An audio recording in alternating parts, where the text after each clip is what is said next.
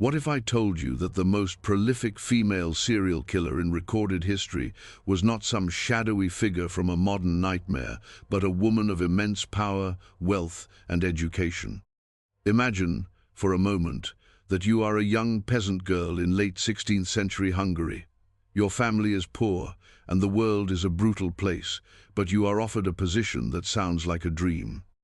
You will be a servant girl in the castle of a countess, a place of unimaginable luxury. You are promised fine clothes, steady food, and a life away from the mud and toil of your village. You arrive at the gates of Čachtice Castle, awestruck by its stone grandeur, but as the heavy doors close behind you, you realize the promise was a lie. This is not a palace of comfort, it is a meticulously organized abattoir. The woman you are to serve is not a gentle noblewoman, but a predator who views your body as her personal canvas for cruelty. Your life is no longer your own, and your screams will become just another sound swallowed by the thick castle walls. How did a woman born into the highest echelons of European aristocracy, a figure of staggering intelligence and influence, become the architect of a decades-long reign of terror, a monster whose name would become forever synonymous with sadistic evil? To understand the gruesome saga of Countess Elizabeth Báthory, you must first understand the world that created her. We are in the Kingdom of Hungary at the turn of the 17th century, a land defined by two overwhelming forces: constant, brutal warfare and an almost feudal power structure. The Ottoman Empire was a looming threat to the south, and for generations, Hungarian nobles had been raised as warriors, their lives a perpetual cycle of violent conflict. This culture of bloodshed normalized a certain level of cruelty and made life incredibly cheap, especially the lives of the peasantry. Within this kingdom, power was not centralized in the monarchy as it was in Western Europe. Instead, it was wielded by a handful of immensely powerful aristocratic families who ruled their vast estates like independent kings. They had their own armies, their own courts, and their own justice. The Báthory family was among the most powerful of them all. They were Transylvanian royalty, producing princes, cardinals, and warriors. They were renowned for their intellect, their ambition, and a strain of cruelty and eccentricity that ran through their bloodline like a dark poison. Some relatives were known for their debauchery, others for their violent tempers, and several for what was described as mental illness, a condition likely exacerbated by generations of aristocratic inbreeding. Into this world, in 1560, Elizabeth Báthory was born. She was, by all accounts, a prodigy. Exceptionally intelligent, she was fluent in Latin, German, and Greek by her early teens, a level of education unheard of for most women of the era. She was also a product of her family's power. Betrothed at the age of 10 to Ferenc Nadasdy, the scion of another incredibly powerful Hungarian family, her future was secured. Their union was not a romance. It was a strategic merger of land, wealth, and influence, creating a power block that could rival the king himself. Nadasdy would become a famed warrior, earning the moniker the Black Hero of Hungary for his ruthless effectiveness against the Turks.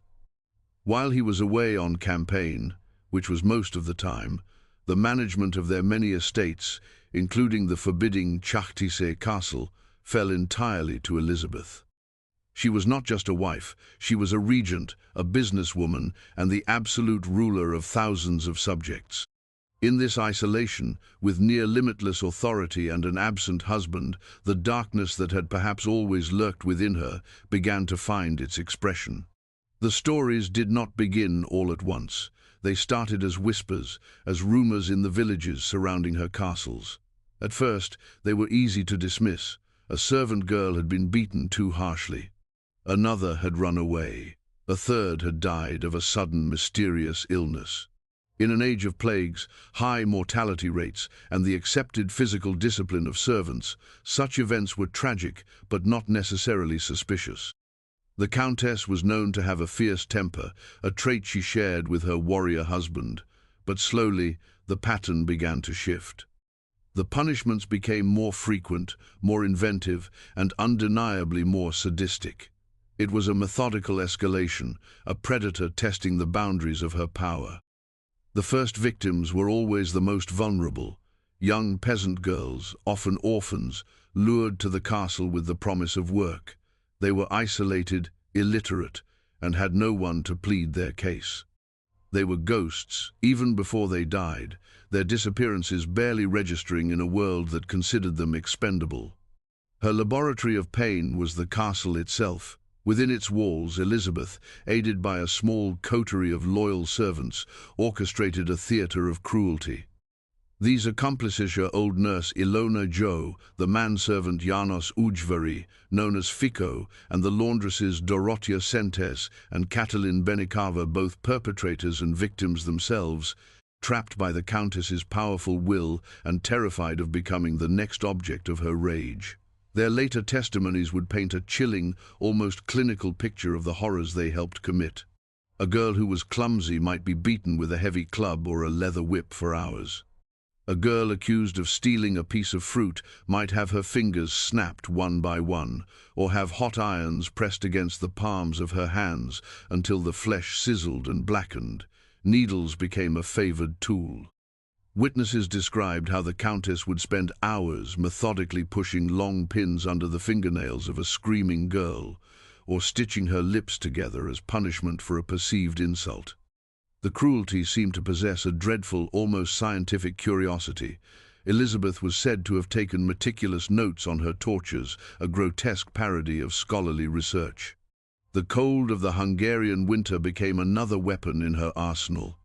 Girls would be forced to stand naked outdoors in the dead of night, doused repeatedly with buckets of freezing water until they became living statues of ice. Their inhuman howls would echo across the castle courtyard before they finally fell silent. In the summer, she would have them stripped, smeared with honey, and staked near beehives, leaving them to be stung to death over the course of days. One of her documented methods was the torture of a girl named Dorica, who was placed in a small cage lined with sharp spikes. The cage was then hoisted into the air, and one of her servants, Fico, would poke the girl with a sharp stick, causing her to recoil against the spikes that would tear into her flesh from every direction. For years, perhaps decades, this reign of terror continued unabated. The sheer scale of it is difficult to comprehend. The number of victims is disputed by historians, with the legendary figure of 650 originating from a single witness claim. The official indictment brought the number to 80, a figure investigators felt they could prove beyond any doubt. But even this lower, more conservative number is staggering, placing her among the most prolific killers in history. The logistics of such an enterprise were immense. As the supply of local peasant girls dwindled, Elizabeth's agents began to range farther afield, abducting girls or using trickery to lure them back to the castle. The disposal of the bodies became a constant, gruesome task. At first, they were given cursory burials by the castle's Protestant pastor, who grew increasingly suspicious of the sheer volume of dead young women and the flimsy explanations he was given for their deaths. When he began to ask too many questions, the Countess simply had the bodies buried in unmarked graves in nearby fields and churchyards, or even dumped in the castle gardens. The sickly sweet smell of decay became a permanent feature of the areas surrounding her properties. The system that should have stopped her instead enabled her. Her family name, her immense wealth, and her husband's heroic status formed an impenetrable shield. Who would dare to investigate a Báthory? What local magistrate had the authority to challenge the ruler of the region? The whispers of the peasants were just that, whispers. They held no weight against the power of the aristocracy. The turning point, the fatal miscalculation in her murderous career, came after the death of her husband, Ferenc Nadasdy, in 1604. With him gone, one of the last restraining influences in her life vanished. She became bolder, more reckless. Perhaps she grew bored with the silent suffering of peasant girls. Her fatal mistake was that she began to prey upon a different class of victim, the daughters of the gentry. These were young women from lesser noble families, sent to her court to learn etiquette and courtly manners, a common practice at the time. Unlike the peasant girls, these victims had families with names, with connections, and with the standing to demand answers when their daughters vanished without a trace. The rumors that had once been dismissed as peasant gossip now reached the ears of the powerful. Lutheran minister István Magyari had been lodging complaints about the Countess for years, but now his words found a receptive audience. The final catalyst came in 1610. The stories had become too loud, too specific, and too credible to ignore. King Matthias II, the Habsburg ruler of Hungary, was personally petitioned. He had his own reasons for acting. The Nádasdy estate, and by extension Elizabeth, had loaned the crown a vast sum of money to finance the wars against the Turks. A conviction for a capital crime would conveniently erase this massive debt. The task of investigating the powerful Countess fell to one man with the authority and ruthlessness to see it through. György Thurzó, the Palatine of Hungary. He was, in essence, the king's viceroy, the highest-ranking official in the land. He was also Elizabeth's own cousin. Thurzó began his investigation with meticulous care, understanding the political danger of moving against a Báthory. Between 1610 and 1611, his investigators collected statements from over 300 witnesses. They spoke to villagers, former servants who had escaped, family members of the missing, and even the local pastor who had been forced to bury so many of the Countess's victims. The testimonies were a torrent of horror, each story more gruesome than the last. They spoke of unspeakable tortures, of bodies mangled beyond recognition, and of a countess who seemed to derive a chilling pleasure from the suffering she inflicted. The evidence was overwhelming, a mountain of horror that could no longer be ignored.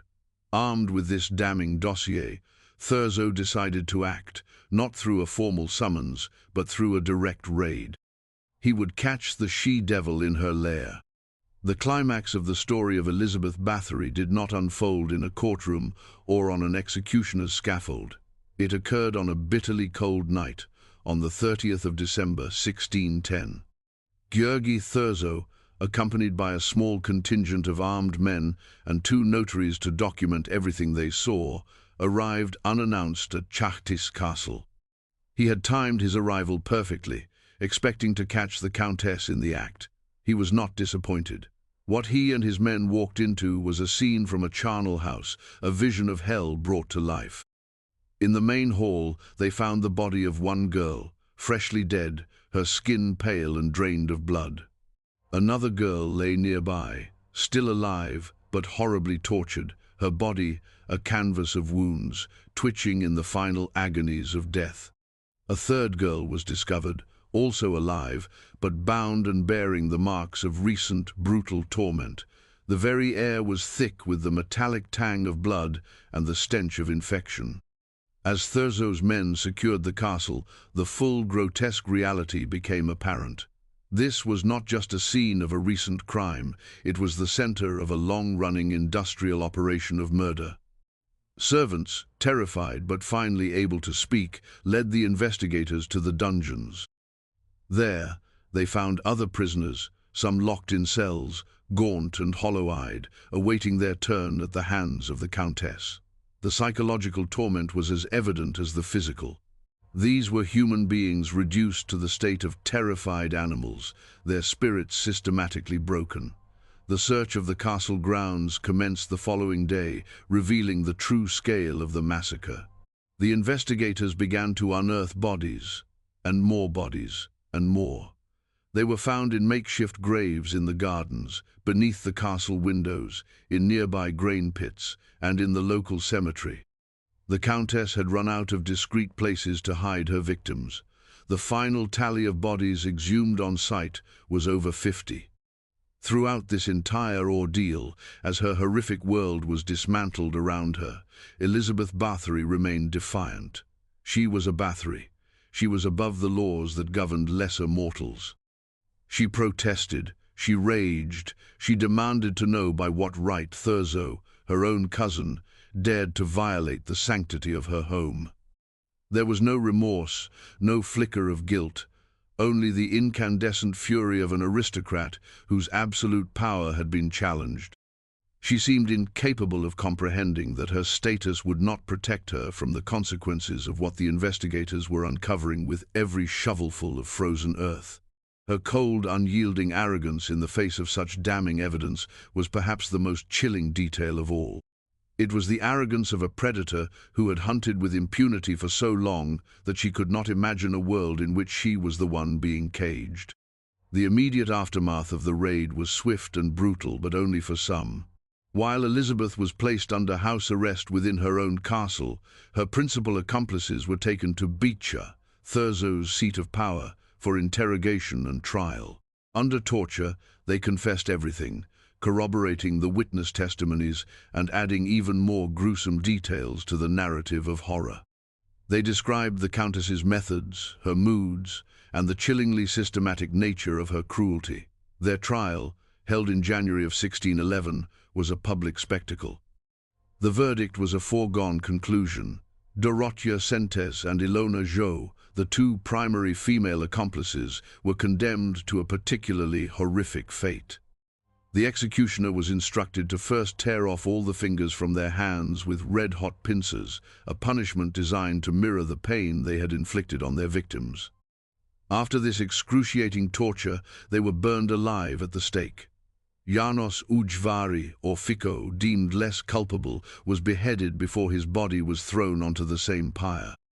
The final accomplice, Catalin Benica, received a life sentence, perhaps due to evidence that she had been coerced and had even tried to help some of the victims. But what of the architect of all this suffering? What of the Countess Elizabeth Báthory? Here, the system of aristocratic privilege asserted itself one last time. Despite the mountain of evidence and the demands for her execution, a public trial and execution were deemed politically unthinkable. To put a Báthory, a Nádasdy, on a public scaffold would be a stain on two of the most powerful families in the kingdom and an embarrassment to the entire Hungarian nobility. It would also create a legal precedent that other nobles feared might one day be used against them. So, a compromise was reached, orchestrated by Thurzo and the king. Elizabeth Báthory would be punished, but her punishment would be private, silent, and designed to erase her from the world without the scandal of a public spectacle. She was condemned to be a prisoner for the rest of her life, within the very walls where she had committed her atrocities. Her prison was her own bedroom in Čachtice Castle. In the summer of 1611, masons arrived and began to wall her in. They bricked up the windows and the doors, leaving only a small, narrow slit through which food and water could be passed. She was sealed into a stone tomb, left alone with nothing but her thoughts and the ghosts of her hundreds of victims. The woman who had ruled over vast estates, commanded armies of servants, and held the power of life and death over thousands, was now confined to a single dark room. It was a grotesque indignity, a living burial. For 3 years she endured this solitary confinement. She saw no one, she spoke to no one. The world she had once dominated was reduced to the stone walls of her chamber. On the night of August 21st, 1614, a guard peeking through the food slit saw her lying face down on the floor. Elizabeth Báthory, the Blood Countess, was dead at the age of 54. She was buried unceremoniously, her name and story already beginning the long, dark journey into legend. In the centuries since her death, the legacy of Elizabeth Báthory has been a subject of intense debate and historical revisionism. The analysis of her crimes raises profound questions about the nature of power, cruelty, and historical truth. Why did she do it? The popular legend, which emerged decades after her death, paints a picture of vanity. This is the story of the aging countess who, after striking a servant girl and seeing the blood on her skin make it appear youthful, began to bathe in the blood of virgins to preserve her own beauty. It's a powerfully Gothic image, but there is not a single piece of evidence from the time of her trial, not one witness testimony, not one accusation that mentions bathing in or drinking blood. This sensationalist detail was likely a later invention, a way to make a comprehensible monster out of an incomprehensible one. The reality is likely far more mundane and therefore far more disturbing. Elizabeth Báthory was probably a sadist, a person who derived genuine pleasure, possibly sexual in nature, from the absolute domination and infliction of pain on others. The systemic critique of her case is even more compelling. Elizabeth Báthory did not operate in a vacuum. She was the product of a system that granted her caste absolute, unchecked power over the lives of the lower classes. For decades, the Hungarian feudal structure acted as her silent accomplice. It created a world where the life of a peasant girl had no value, where their screams had no legal standing, and where their disappearance was of no consequence. Her story is a terrifying illustration of what happens when power is completely divorced from accountability. Furthermore, the handling of her downfall reveals the deep hypocrisy of that same system. Her commoner servants were subjected to excruciating public torture and execution, a gruesome spectacle of state justice. She, the noblewoman who orchestrated every moment of the horror, was granted the dignity of a private end, her punishment hidden from public view to protect the reputation of her class. The political motivations of the king and Thurzo also cannot be ignored. The erasure of the crown's enormous financial debt to her family was a powerful incentive to ensure her conviction and the seizure of her lands, a classic example of post-mortem violence where financial gain is masked by righteous justice. Her story is a chilling reminder of the selective nature of justice and the way historical narratives can be shaped by those in power. Her name was officially forbidden to be mentioned in Hungary. Her portraits were destroyed. There was a concerted effort to scrub the political complexities from the record, to erase the inconvenient truths about the crown's debt and the nobility's complicity, and to replace them with the simple, satisfying legend of a singular vampiric monster. This transformation served a purpose. By turning her into a supernatural bogeyman, a blood-bathing demon, it absolved the society that created her. If she was a one-of-a-kind monster, an aberration of nature, then the system itself, the culture of violence, the aristocratic impunity, the deep-seated classism did not need to be examined or questioned. The legend of the Blood Countess is in many ways more comforting than the historical reality of the woman who was simply the most extreme expression of a deeply flawed and brutal world. We began by imagining ourselves as a young girl entering the gates of a castle, full of hope, only to find a nightmare. Now, let us end by looking at those same castle walls from a modern perspective. The story of Elizabeth Báthory feels like a relic from a distant, barbaric past. We live in an age of laws, human rights, and forensic science. A killer on that scale could not operate with such impunity today. Or could they? The core elements of her story, the abuse of power, the silencing of the vulnerable, and the complicity of a system designed to protect the powerful, are not relics of the 17th century. They echo in the headlines of our own time. We see it in corporations that poison communities with impunity, protected by armies of lawyers and lobbyists. We see it in powerful individuals who use their wealth and fame to prey on the vulnerable for years, their crimes hidden by a culture of silence and fear. The Countess's victims were ignored because they were poor, powerless, and considered unimportant. Their stories were dismissed as gossip until the sheer number of them became an undeniable flood, and even then, only when victims from a more important class were added to the tally. How often does that same dynamic play out today? How often are the complaints of the marginalized ignored until someone with influence finally decides to listen? The methods have changed. The castles have been replaced by boardrooms, the whips and irons by economic and psychological coercion, but the fundamental horror of Báthory's story remains deeply relevant. It is a testament to the terrifying truth that the greatest atrocities are often not committed by mythical monsters, but by human beings who are given the power to act without consequence. It is a permanent and chilling lesson on why no single person, no matter their name, their wealth, or their status, should ever be placed beyond the reach of justice.